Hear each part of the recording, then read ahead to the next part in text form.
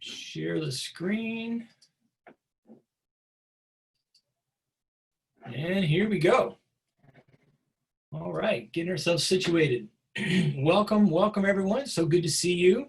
Tonight is part 5 in our journeys. We're kind of making our way through.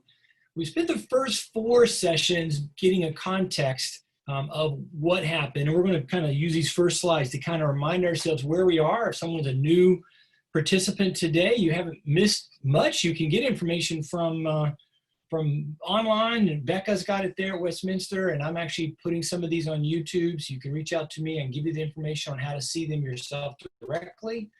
I can send you a link for where it's recorded so you can see that directly. But we spent the first 4 weeks kind of backing up through a context, like what actually happened. And this was the very first slide that I showed you.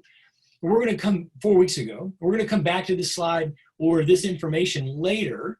But in November of 1860, as you know, there was an election, and basically 5-6 weeks later, South Carolina officially withdrew itself from the Union, declaring in a unanimous vote in a convention of South Carolina leaders that they were no longer going to be part of the Union called the United States.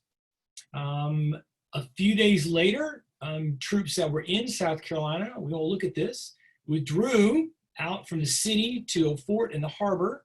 The current president, James Buchanan, 2 weeks later, tried to send them food and a few extra soldiers. That ship was fired upon. So actually the firing on Fort Sumter is actually not the first moment of shots being fired. It's not even the second moment, really. Well, maybe the second moment, but we already talked about how the war in one sense had begun out in Missouri, between Missouri and Kansas. Well, those supplies did not get there, so there was very little food for the soldiers, more so than not enough soldiers, which there were not very many soldiers, nor enough ammunition, although they had a significant amount of ammunition, but they didn't have enough food. On March the 4th, so basically 2 months later, President Lincoln is inaugurated, and we'll look at that in a moment. A month after that, he decides he's going to send supplies to the fort.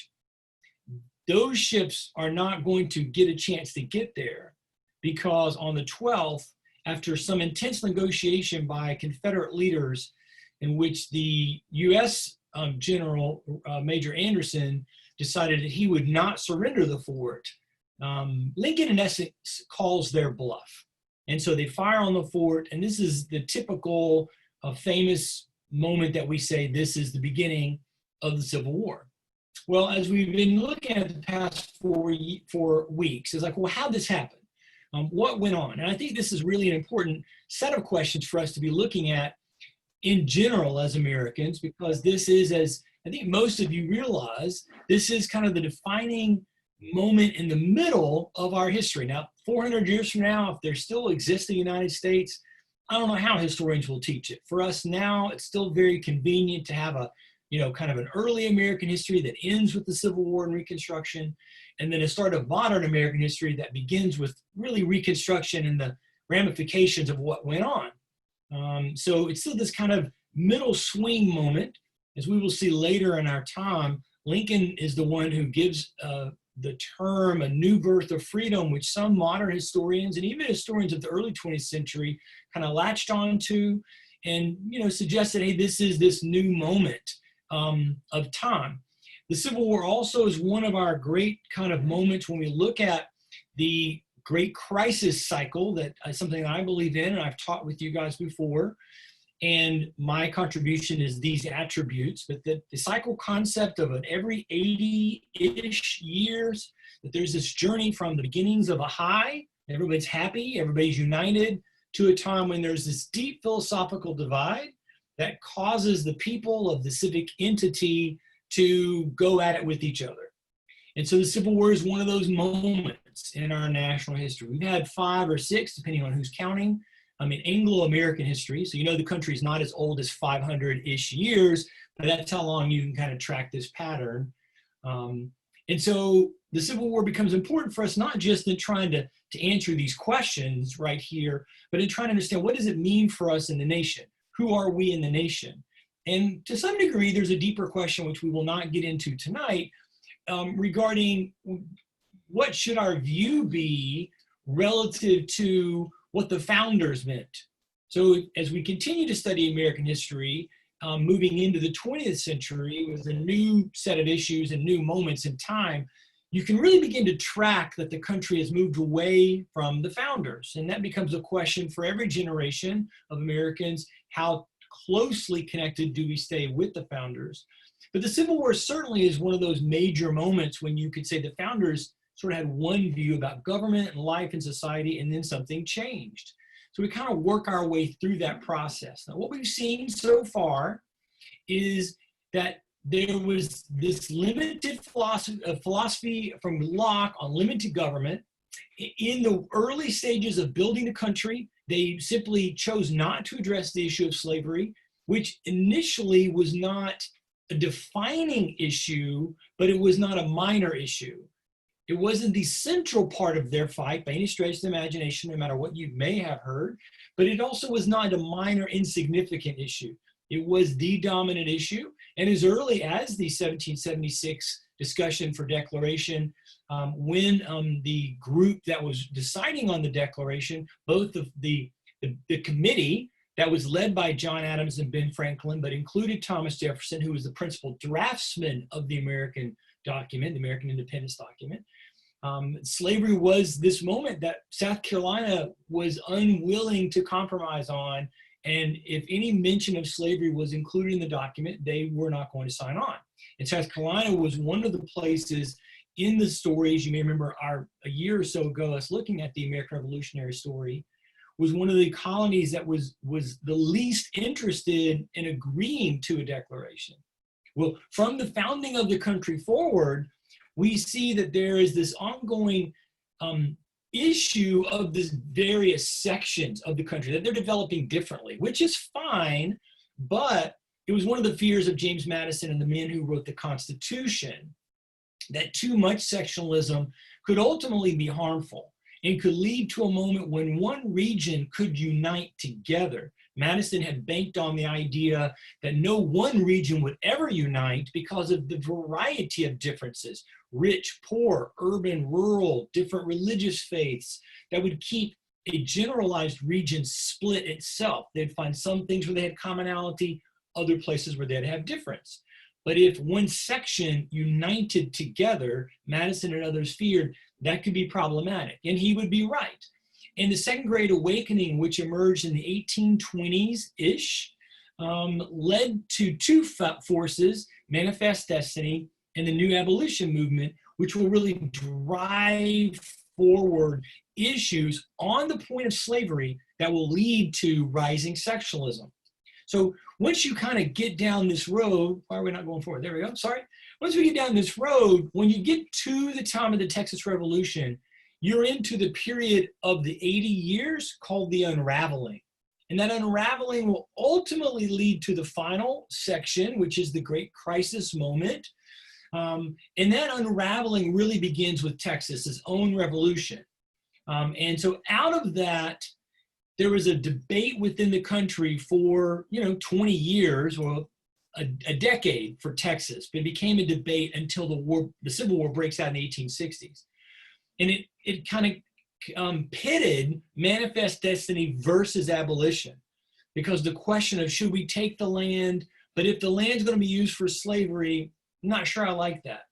And this moment of the Manifest Destiny versus abolition really raises what becomes kind of a defining battle, certainly for Lincoln it was, over should slavery expand, which is a different question of whether we should or should not have slavery in total.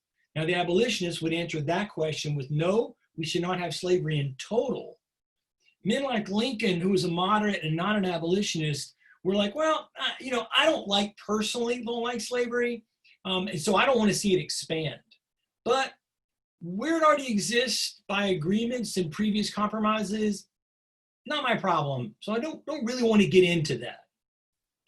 So coming out of the war, you get the controversial election of 44. And from that moment, it's just kind of this churn forward in which you can just see as you study it, this deepening philosophical divide over what's the role of the government, over what do we do with expanding land, over what do we do with slavery and how does that relate to our questions of rights and liberties, back to the declaring document, our Declaration of Independence. What do we do there? How do we handle that? And so we saw once you come out of the 1850 compromise, now it's a fast run. One event led to the other. And as we saw last time, these events all kind of ticked the box of the attributes to the explosion. And here they're in chronological order. We're kind of begin picking up speed. There's Bleeding Kansas, as we talked about, that once the decision about the railroad came in, Bleeding Kansas coming out of the Kansas-Nebraska Act was going to lead to really the start of the war itself, quite honestly. And it showed how, as we saw last time, so many of the political leaders really were unprepared for the energy that the country had. Remember, one of the attributes on the road to great crisis is that the country has, in that moment of the unraveling, always within the 80-year window, probably its worst time of political leadership. At the national level, at the state level, at the national level, not just in the president's house, but in Congress. And you kind of see congressional leaders and the leaders who should be leading the country being incapable of doing so in a way that really is helpful to the story. And this, again, is a repeated pattern. Then as you get to the end, we come to this moment where, like I like to describe, we're going to blow up the country. We're going to blow up the Constitution, blow up the foundation. So when you blow something up in that time, you use dynamite. So there's got to be a moment when the dynamite gets stacked against the foundation. Then you got to have a fuse, and then you got to have a spark. Got to light the fuse. So these 5 events become the real trigger moments leading us into the explosion. We looked at these last time, and we noticed how each one kind of led us to making the 1860 election such an explosive moment. So that's kind of where we dropped off in 1860 with the election itself. The election was going to be unlike any we had had at this point, and we had seen already, you and I, that in 1844 there had already been a big blow-up election. As you may remember, when we studied Andrew Jackson, the 24 and 28 elections were pretty explosive, and you may remember the 1796 and 1800 elections, particularly 1800, were certainly a big deal and maybe not as explosive, but it was certainly a dirty battle, right? But this one was going to be interesting because you had a lot of different factors kind of playing in. First of all, you've got a third party, the Republicans, who, remember, only entered the story coming out of Kansas, Nebraska. So they were in some of the local 55 elections. Then they run in 56 and shock everybody by coming in second. So they haven't been around very long. A large portion, perhaps even by 1860, we might say a majority of Republicans were not previously Republicans, they were Whigs. But remember, the Republican Party is one of our 3 abolition parties, and I really think of it as one abolition party that changed names. So to be a Republican meant you had one aim, and that was the ending of all slavery. But once they came in second, by 56, then in 1860, if you were a Whig, if you were somebody who was not an abolitionist, but you didn't want to support the Democrats like Lincoln, well, you're kind of stuck. Where are you going to join? And we've seen this already in our national history up to this point a couple of other times. Lincoln was no one's first choice. So there were like 3 or 4 other men, many who will serve in his cabinet, who were considered the leading Republicans of the age. They were almost all abolitionists. So they were fervent. They'd been fighting the fight for probably a long decade, even more. Lincoln was known, remember, he'd been in Congress at the time of the Mexican War, but he wasn't seen as an abolitionist. However, the 1858 senatorial race where he debated with Douglas, now that really catapulted him to fame, and he spent the next 2 years basically traveling all across the North giving speeches. So he was really everyone's number 2 candidate. And back then, and some of you may remember, there have been some presidential races in the 50s and 60s that were sort of like this, but really we haven't seen one of these in over a century. But back in the day, the decision for who was going to be the candidate was never decided until the convention. That was the whole point of the convention. And so when they went to the convention, everybody knew the leading candidates. Everybody knew of Lincoln. Obviously, Illinois wanted him to be their candidate, but there were even Illinois delegates who weren't thinking Lincoln first. But as the convention went along and the debates and discussions and the maneuverings and the back and forth, it became clear that no one of the leading candidates would ever get a majority. And because Lincoln was everyone's number two, suddenly he became the candidate because everybody's like, well, if I can't get my guy, we'll throw our support behind Lincoln. So Lincoln steps in as the Republican candidate. Now, interestingly, the Republicans had already decided there was no reason to even try to get on the ballot in most of the southern states, certainly the slaveholding states. They do show up in Delaware. He is on the ballot, I think, in Maryland.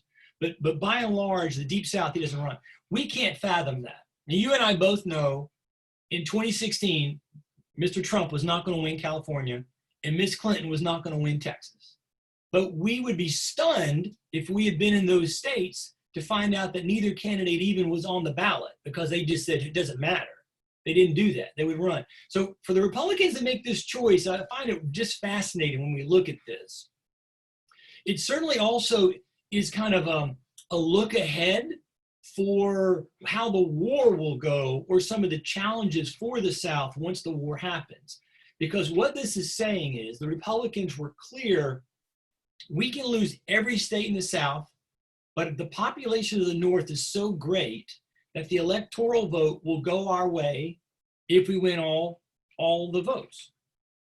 Now, for the Democrats, they've got a different problem. And we saw this in the 58 senatorial race in that there was already splits in the army. Remember, I told you in 1858, there were Southern Democrat leaders who sent money to Lincoln's campaign because they didn't want Stephen Douglas to win because they were mad at Douglas over some of the things that he had done as a senator up to that point. But Douglas is still the leading Democrat. And so when the Democrat convention happened, it was clear he was going to be the guy, which Southerners ultimately walked out. When they realized they couldn't convince the Northern Democrats to break from supporting Douglas, they walked out of the convention. It's the exact same thing Teddy Roosevelt will do in the 1912 election. They just walked out of the convention and sort of formed their own party. So really, you've got an early secession moment right there. They will choose Breckinridge as their choice in the South. At the last moment, in the middle states, which I'm talking now, Pennsylvania, Delaware, New Jersey, certainly Maryland to some degree, Kentucky, Southern Illinois, Southern Ohio. These places, these leaders are thinking, what does all this mean for us? As we'll see in a moment, there begins to be a movement to wonder if there should be a third secession of some type. But so they put together a real quick candidate in that being John Bell. So these four men run in the campaign of 1860. And if there's anything about it, one of the things is that it's a little bit tragic for Douglas, who at that point, again, was a leading member of Congress, in that he loses badly. The South will basically find themselves voting between Breckinridge and Bell, and the North will find themselves voting between Douglas and Lincoln. And many of the Northern Democrats will be thinking in terms personally of voting for Douglas or Bell. So this leads to a moment where Lincoln, perhaps similarly to Woodrow Wilson, who doesn't come close to winning a majority of the popular vote in 1912, Lincoln will win the election, and you can see he only had 40% of the popular vote. And so Bell wins the middle, wins Tennessee, Kentucky, Virginia, part of Maryland. And then Breckinridge wins the South. And poor Douglas, he doesn't even win. Remember, he's from Illinois like Lincoln. So he doesn't even win his own state. Of course, Lincoln wins his own state. And you can see that except for the southern part of New Jersey, Lincoln wins a united North, as well as the two newest states out in the West. So Lincoln, it's almost 60% of the electoral vote, and now you can almost think that the fuse has been lit. So it's kind of like in those movies, you know, we've all seen the the movies where there's a fuse being lit, a Mission Impossible trailer, or the TV shows you guys may remember, and you light the thing and it's dun, dun, dun, and so that's what we're watching, waiting for the blow up. And it's not going to take long. South Carolina was really already thinking about this. Once they realized the Republicans in '56 are going to be the last party standing. And certainly by '58 and with what happened at Harper's Ferry in '59, South Carolina had already begun to plan for the potential of a Republican victory. And in their mind was what they did in 1830. So you may remember when we looked at Andrew Jackson's material, that in 1830, due to a bill that they didn't like, South Carolina chose to nullify the decision by Congress. Now, they based that idea, and they were led at that time by their great leader, John C. Calhoun, who we talked about in this time, this teaching period. They basically looked back to Jefferson and Madison, who had suggested in 1798 that a state did have the right to act independently of the rest of the country if they didn't like what the Congress had done. But that time when they did that, South Carolina, mostly because of Calhoun, sort of just acted on their own and somewhat impulsively. This time, South Carolina doesn't want to repeat their isolation. They don't want to go down that road. So they basically send out ambassadors to all the other slave states to say, hey, we're going to do this. You should come with us, and we'll form our own nation. The lower South largely was open to it. The upper South, and when I say upper, I'm talking North Carolina, Tennessee, Arkansas, and north of that line, they were split.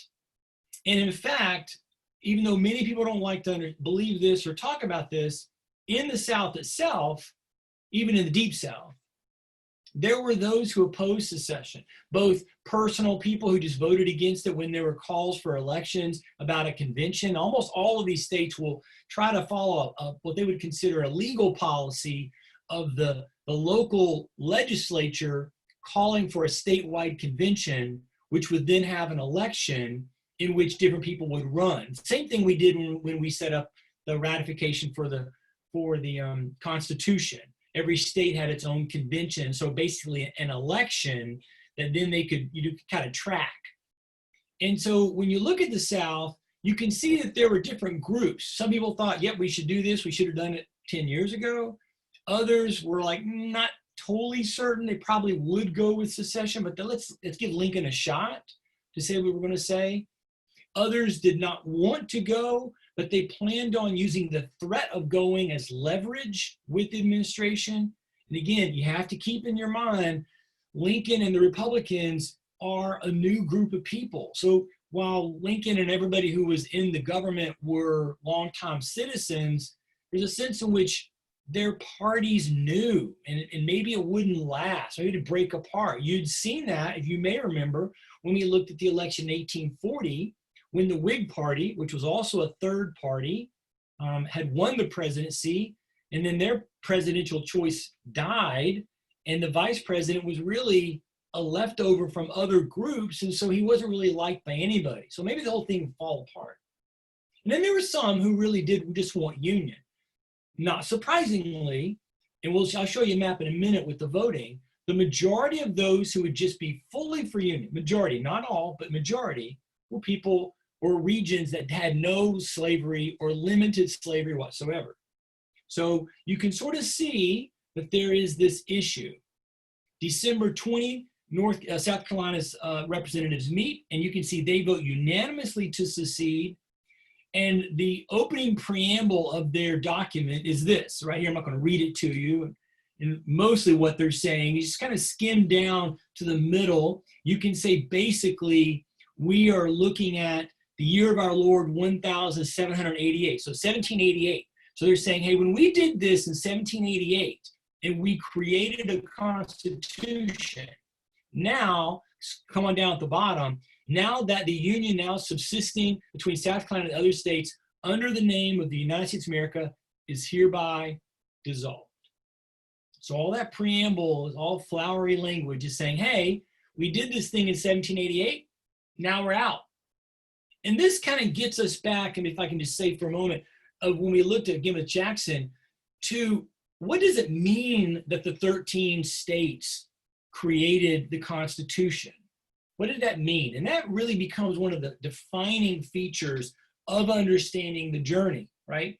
So for John C. Calhoun, South Carolinians, for I think for Jefferson and probably for Madison, not Madison originally, but Madison under Jefferson's influence, it's the idea that they have set up kind of a compact of states, like joining a club. So you guys there in Westminster, you might have a club. I know there's the Veterans Group, there may be another club. And so you decide to join and go. And then, 3 years later, 3 months later, you might go, yep, I don't want to do it anymore. And you're out. You cannot imagine a moment where a leader of a group might say, hey, no, you sign on the dotted line. You're in this club forever. You can't leave. And you owe us money, and you owe us allegiance, and you owe us dues.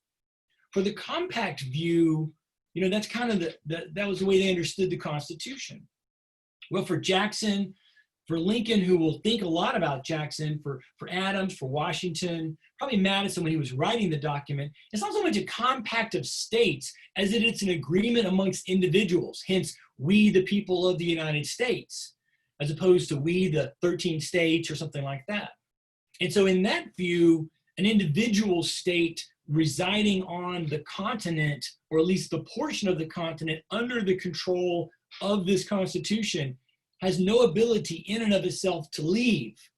You as an individual, you can secede. You can secede right now. So if one of you said, hey, I'm tired of this country, you can renounce your citizenship, get on a plane, fly away. Nobody will stop you.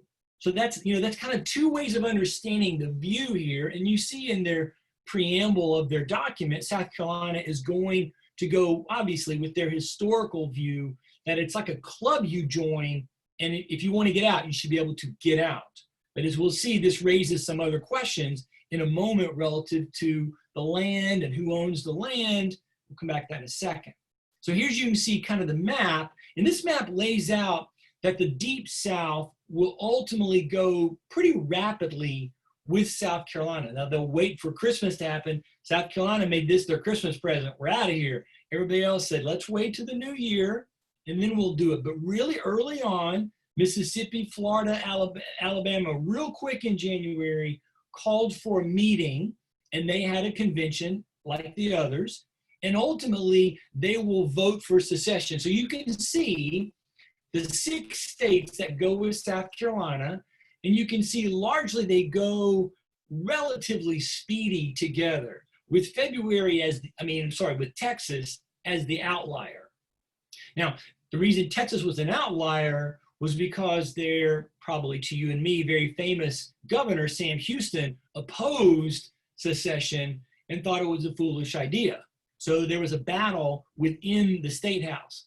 That is not going to be unique to Texas, as many of the other states will have similar battles, either with a governor who wants to secede and the legislature is not so sure, or a governor who wants to stay in the Union, but the legislature wants to secede.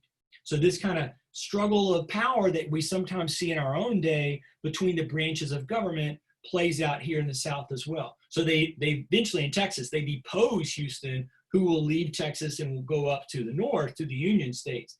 But you notice the votes. Now, they're not close, really. Alabama's maybe, but they're not really close.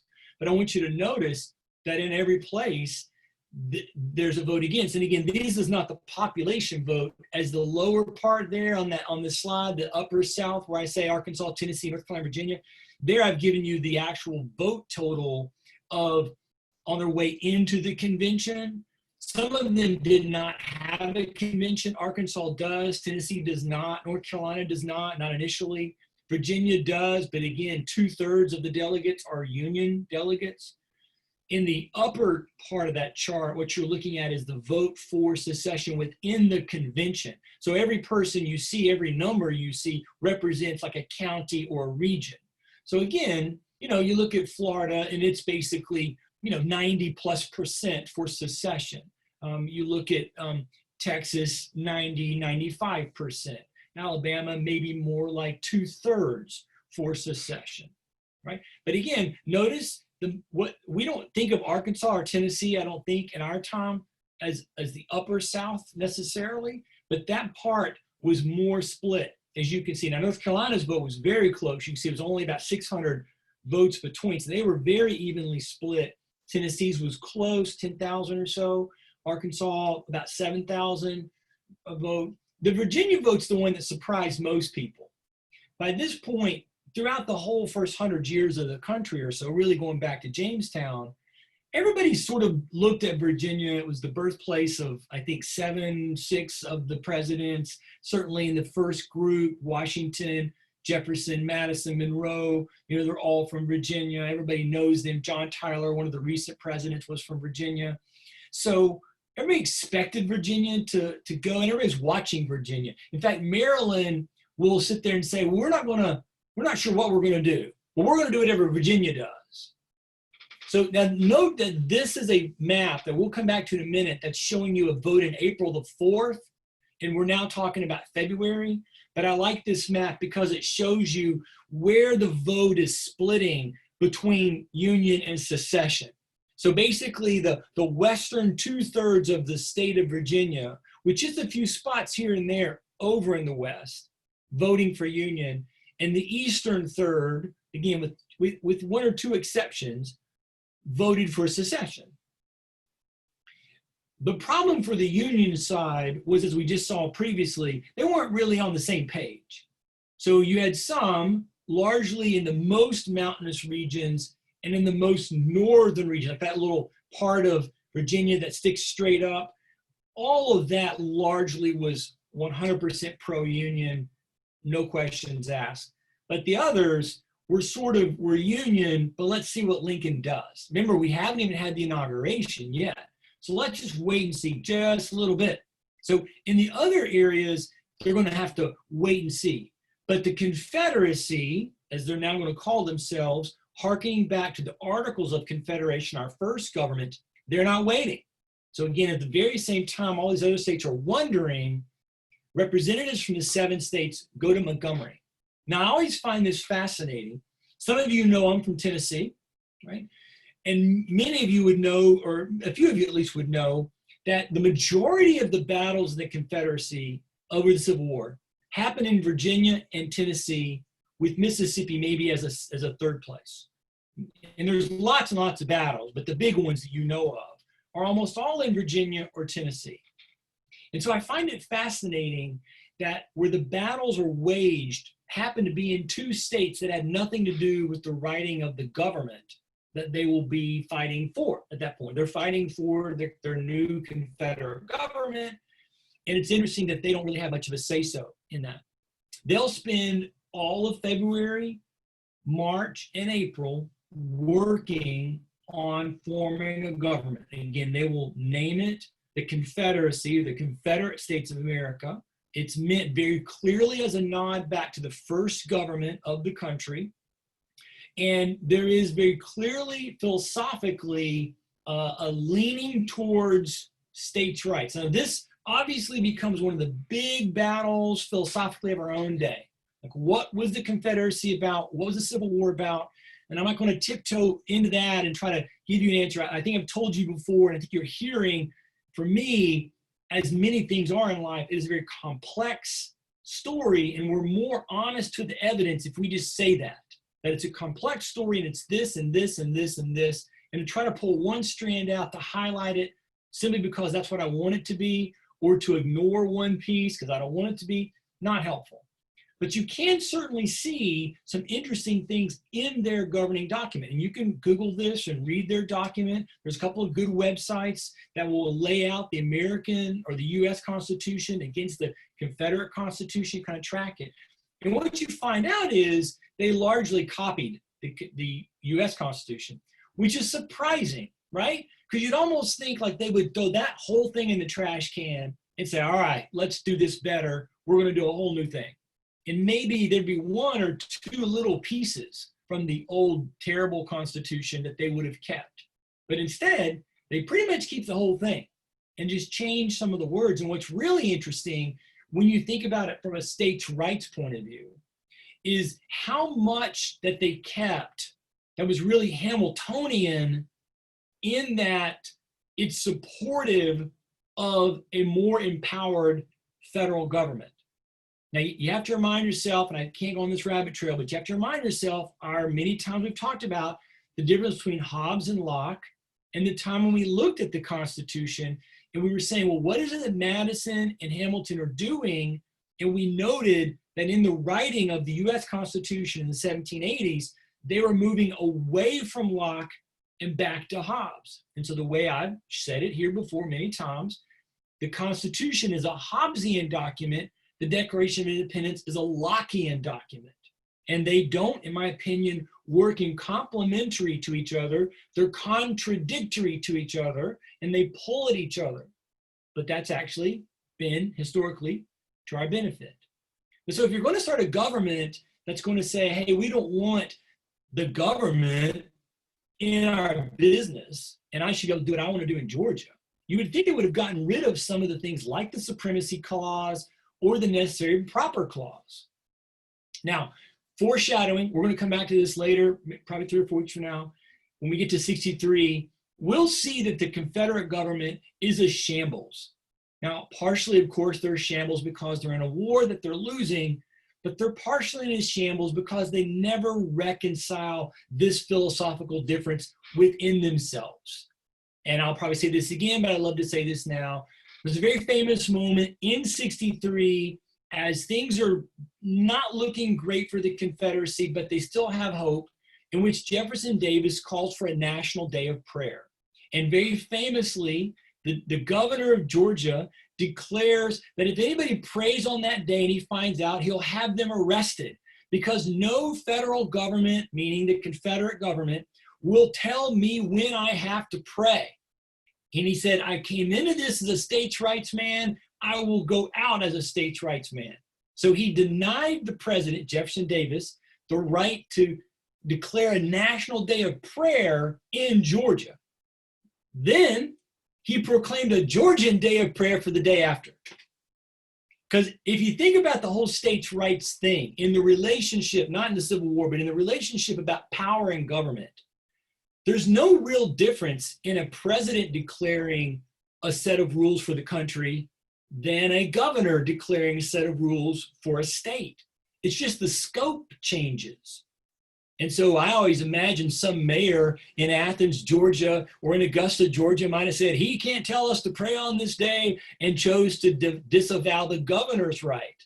Ultimately, this thing really gets back down to the question of what is government, how should it be structured, and what does it mean for the citizens, which obviously is not our place here, but I think it's interesting. It's also very interesting to look and see that they gave their presidency more power than the US Constitution. It's sort of like you would imagine you would give the president less power, or maybe not even had a president, lest you give the signal. Remember, the Articles of Confederation had no executive branch and no judicial branch. So you would think they would have said, hey, no president. Now, to give them one bit of credit, I've always said this, I'll keep saying this, they had the president have 1 6-year term only. It was expressed. Remember, in our Constitution, there's no limit. You can have as many 4-year terms as possible. And as you've heard me say, and I'm more than willing to defend, we've never had a president have a good second term. So I think the 6-year, one term only thing is brilliant. It would certainly solve a lot of problems. Again, rabbit trail I won't follow down, but it's the one thing the Confederacy did. There was a couple other things that they did that I think have some merit just when you look at it politically. But they did then, if they didn't fully embrace the states' rights in the document, so they say they're states' rights, they use a title and a term that would be really a states' rights focus, meaning the federal government can tell us what to do, okay, groovy, but they kind of undercut with some of the choices that they made. In the issue of slavery, there's no hiding it. They're very clear that slavery is a key component to what they expect to be happening for their government. You may remember in the US Constitution, part of the Constitution's brilliance, I would agree with men like Jim Ellis who say this, is that it's in its ambiguity, that it's vague at points, which gives it elasticity, right? So as an example, perhaps one we don't like, they never used the word slave. Right? Well, here, the Confederate, they will change it, and they'll use slave every place they should have used slave. They'll insert clauses that are specific to their country, and you can see some of those listed there. So there's no hiding from the, I mean, they're not trying to hide. They're not backing away. They're not trying to obscure. In Madison's case in Philadelphia, there's clearly an effort to obscure this issue of slavery. We don't want to talk about it. We're not really sure. Us in the North don't like it. You in the South, you seem in bed with it. I don't want to talk about it. Let's just not get into it. So they're vague.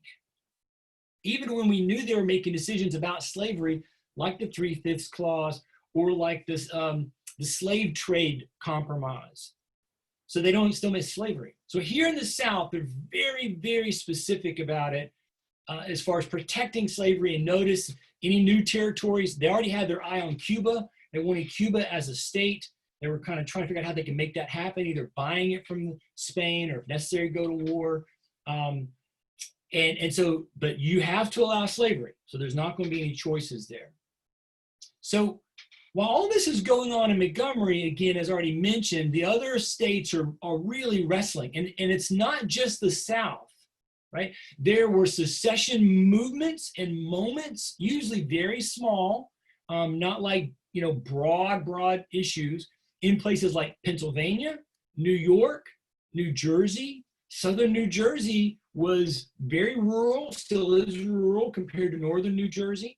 And so there were armed groups, there were a few armed encounters, there was debates. And there began to be amongst some people a call for what they called a Central Confederacy. And this never really gained any traction, but even in Lincoln's own state of Illinois, in Southern Illinois, there were leaders who were thinking it might be a better idea to split the country into three, sort of leave New England and New York maybe, but New England to its own self, let the Deep South do its own thing, and we across the middle will do our own thing.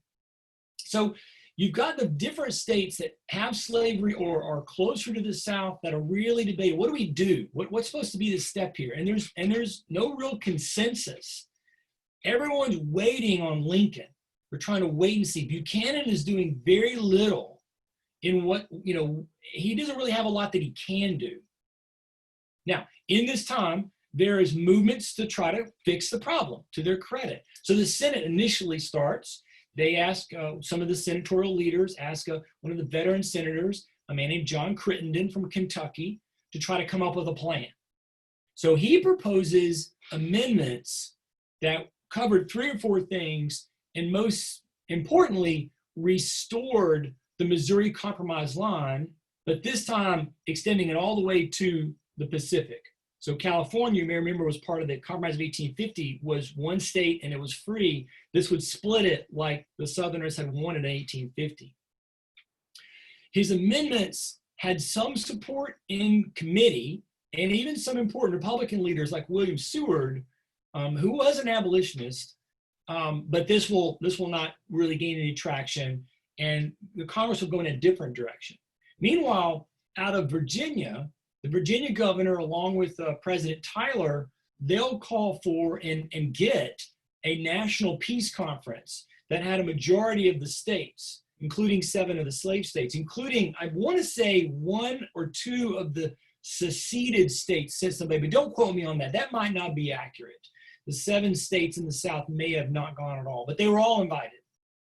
And they ultimately end up where the same place Crittenden ended up, and that got them nowhere. In particular, when they reached out to Lincoln, they got no support from Lincoln because the Republican Party and Lincoln to himself had come down on the side of the one non-negotiable was slavery in the territories. So anything west of the Mississippi, except for where it already existed, Texas, Arkansas, Louisiana, and Missouri, no more slavery. So again, the opposite of the 1850 compromise, which was going to allow people in Arizona and New Mexico to vote for themselves. This would say, nope, we're not going to do that. And when he wouldn't go that way, then that kind of, again, it sort of died. Tyler was really disappointed, had really thought we could get somewhere with this, might be a shining star for him. Remember, he had kind of had a rough ending to his presidency in 44. And so he thought this would be, you know, a good way for him to shine. Didn't work out. So the last thing that happened was Congress in House of Representatives had a committee working under the leadership of Thomas Corwin, who Buchanan had asked Congress, they figure this out. Let's get more specific about the slavery issue. So the Corbin committee didn't really touch on the expansion part. They just wanted to not get, that was too controversial. And all they wanted to do was put an amendment that would protect slavery in the South. And so you can see it there. It actually does pass Congress. So it was going to be our 13th Amendment. That's really kind of stunning if you know already what the 13th Amendment is, which is the amendment that ends slavery. The first attempt at a 13th Amendment was going to protect slavery. So lots of deep kind of irony and kind of emotional weight in this. You'll see that it really doesn't have a chance to get to the 2/3 because by the time it really gets out and moving, enough states have seceded, they're not interested. Now what Congress hoped was states like Mississippi or Louisiana or Florida would look at the Corbin Amendment as a way back in, but because they did not deal with expansion, that was a non-starter for the Deep South, for the Confederacy. They not only wanted to be protected, but they wanted to have the free right to take their property wherever they want. And so this is the moment in which, while they're having these philosophical conversations, South Carolina kind of comes to the fore in the issue of Fort Sumter.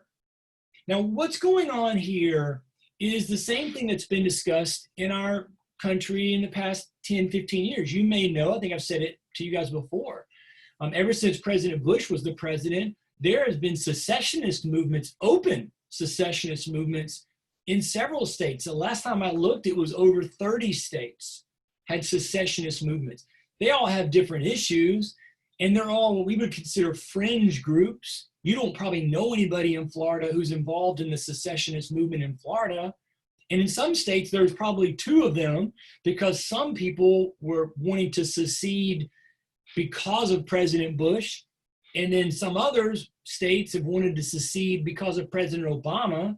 And now some others because of, so you kind of have this churn. So it's not united. That's why we don't hear a lot about it. But when they talk about it, questions come up like, well, if Florida seceded in the year 2020, should it have to pay back for all of its interstates? Should it have to pay? Who gets to keep Port Canaveral? Who gets to keep that land? Because that was really developed by the government for NASA, as we all know. Who gets to keep that land? Who's got to pay for that? Who owns that land? And if a state like South Carolina was attempting to claim that it was sovereign to itself and could leave the little club called the USA whenever it wanted, then the land, the actual physical land, and who was on it became critical. And there were, as there are today, several forts and bases all across the United States. And in South Carolina, there were several, and most of those were either already controlled by South Carolinians, so there was no big deal there. Take the flag down, run up their new flag, they're good to go. But in some places, there were still federal troops. And in Charleston, there were federal troops, like we saw on the very first slide of the evening. And so there, Major Anderson, he's wanting to avoid any possible Boston Massacre or, Lexington and Concord issue, which is, you remember, Lexington and Concord, all that was the government, our government in 1775, which was our government, the British government, wanting to make sure there weren't weapons and ammunition in the hands of these crazy radicals, those sons of liberty. So that's how we end up in Lexington and Concord. But then what do you have? A moment where people are shooting at each other. It's just really difficult to back away from that moment once you start shooting at each other. So Anderson wisely is like, I'm getting out. It also was true that of the 2 or 3 places federal land in Charleston and near the harbor, Sumter was the only one that gave any potential of protection from attack from Charleston. A typical fort, as you may know, on the ocean is really aimed at defending itself from attack at sea and not from attack in the land behind you. So here's a picture. One of my professor friends actually is a veteran, and he's retired now, but he used to be active a decade ago. And this is an actual flyover in his helicopter over Fort Sumter. So it's just a little bit outside in the harbor. Anderson could get there safely. And at the time, though it wasn't fully completed, it had protection also against the Charleston side of things. So as you noticed, Buchanan is waffling. He's not sure what to do. I've often said if any country wanted to attack the United States, the time to do it is the lame duck period between the November election and the time when the new president takes office. And so Buchanan's not sure what he should do. There is some communication between Buchanan and Lincoln, but not a lot. And so Buchanan does try to his credit, he does try to reinforce. I've often thought it's a useful comparison to think about what Buchanan does not do compared to what Andrew Jackson did do. As you may remember, with Jackson, he basically declared war on South Carolina. He's like, you're not going to get to do this, and if you keep pushing, we'll just go to war. And if you remember our conversation about Andy Jackson, he never backed down from a fight. When Buchanan's like, I don't really know. Buchanan had long been an ally of the South, even though he's from Pennsylvania. He'd long been a Southern ally. And so, it's like, I don't know, but he did try to send support. That ship is shot at. And so then this leads us to Lincoln. So the inauguration is on March the 4th. So Lincoln has thought long and hard about what he wants to say. I hope you take time. I wish I could read or let us listen to the full reading of both this one and the second one. Lincoln's an amazing writer. From what we can tell, this is all his words. He doesn't have a speechwriter. And he's trying to find a way to kind of walk a middle ground of still expressing the values that he and the Republican Party that now represents him, which is going to become more moderate from where it initially was abolitionist, what they want. And what he can try to do to talk South Carolina in particular off the ledge. Like, all you've done is talk, you've had meetings, and from Lincoln's point of view as a lawyer, that doesn't matter. We'll just forget that happened and let's keep talking. And so one of the things that he's most clear about is that there's no plans to end slavery. He doesn't say he would veto such a bill, but he basically suggests that he would. He acknowledges that there has been an amendment passed by Congress, so he acknowledges the potential 13th Amendment, and he's like, I'll sign it. I mean, if the states pass it, then we'll go with that. And he wanted the South to think they could stay with him.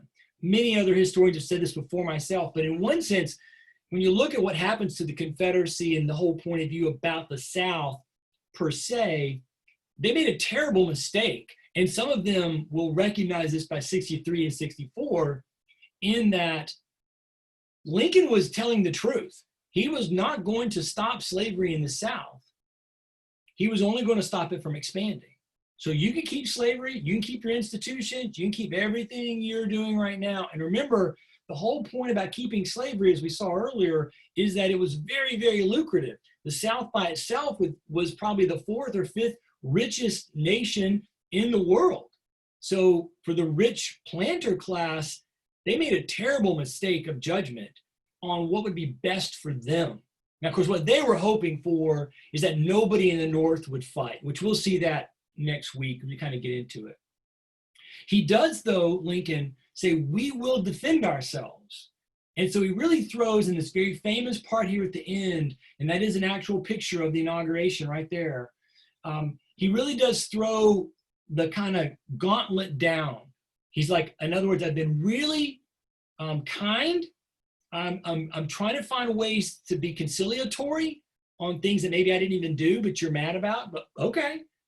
And so in your hands, my fellow countrymen, and not in mine, is the momentous issue of civil war. The government will not assail you. So, hey, ball's in your court. And then he kind of plays on that very famous idea of this mystic chords of memory will touch and should swell within us the better angels of our nature. We should go that way. Moving, powerful.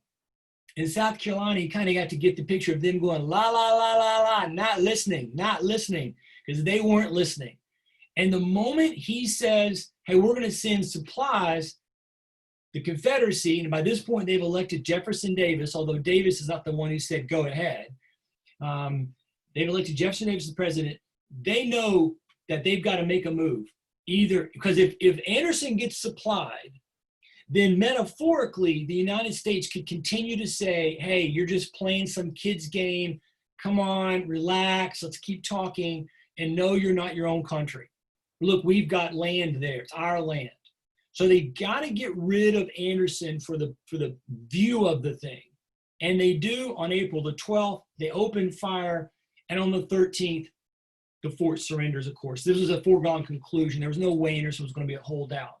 Well, now Lincoln, the ball's in his court. What is he going to do? Is he going to be like Jackson, or is he going to be like Buchanan? And he's going to be like Jackson. He immediately calls the next day for a national army, for volunteers. But here, I think he makes a tragic mistake, or makes a mistake which makes the war more difficult, in that he demands it, volunteers from every state in the Union who's loyal to the Union. So now think of what we've talked about: Tennessee, North Carolina, Arkansas, Missouri, Kentucky, Virginia, Delaware, Maryland. These are all states with slaveholders, and their support of Union was tenuous. And the moment Lincoln will call for volunteers, what they heard was, we need you to attack your Southern brothers. And they're like, yep, nope, not doing that. Now, what Lincoln was trying to say was, we need you to honor the Union and defend us like the Constitution talks about. But that's not what they heard. And I have long said that what he should have done was what he did with with Kentucky, was go to the Virginia governor and say, look, we have to, we can't take this, we have to fight back, but I don't want you to get involved. And we're just going to take boats and go down to South Carolina. Just stay out of it. Because had Virginia stayed out of it, Tennessee, North Carolina, and Arkansas, or certainly Tennessee, North Carolina, would have stayed out of it. Now, it leads to a whole different story and a whole different journey, so who knows how it would have played out. He doesn't say that to Virginia.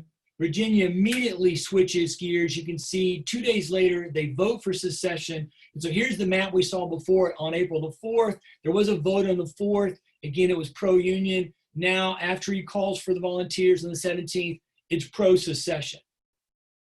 All right, we'll come back and look what happens to those western counties next week, next time we meet. And with Virginia going, now everybody else goes. So Arkansas, Tennessee, and North Carolina will quickly vote to go and make the, to join in. Although I love this map because they do a great job of showing all the pink and purple areas are where people voted for the Union. Pink, solidly Union, purple, kind of mixed.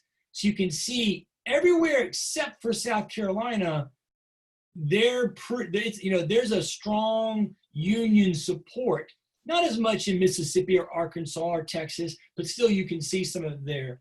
And ultimately, like, here's how Tennessee looks. This is my home state, so I have this map. I grew up in East Tennessee. So you can see East Tennessee is almost all exclusively, dark blue, meaning there was very little support for secession there. And Tennessee, North Carolina, Arkansas will all join. They'll all be admitted to the Confederacy and will be at this stage here. So here's the Confederacy as we kind of make our way in. Now, that doesn't solve or answer the question for you and me as to what's happening in the border states. And I think we'll start right there next time. We'll look at the border states. We'll look at what the plans were for war. And then we'll look at Bull Run in our next gathering. So now the lines are drawn. You can see the states. The border states will have their own little story, which was important for us to look at. But the Confederacy is born. It's got a government. Slavery is at the center of what they're trying to do as they're fighting for states' rights. And now the game is afoot. Lincoln has thrown down his chips. He's not going to back down.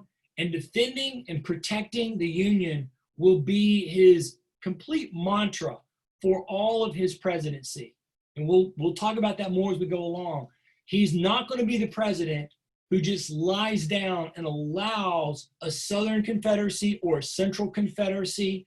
And if he's got to break the the Constitution kind of get loose around the edges, he's going to do it because he wants to defend the Union. All right, everybody. Again, if you have any questions, email me or tell Becca. And next time, again, we're going to keep going and we'll get ourselves to Bull Run. For those of you who've been waiting for some of the battles, we'll get to it. And hopefully we'll do it justice as we look into it. I appreciate all of you being here, and I hope that you have a wonderful, wonderful evening. All right.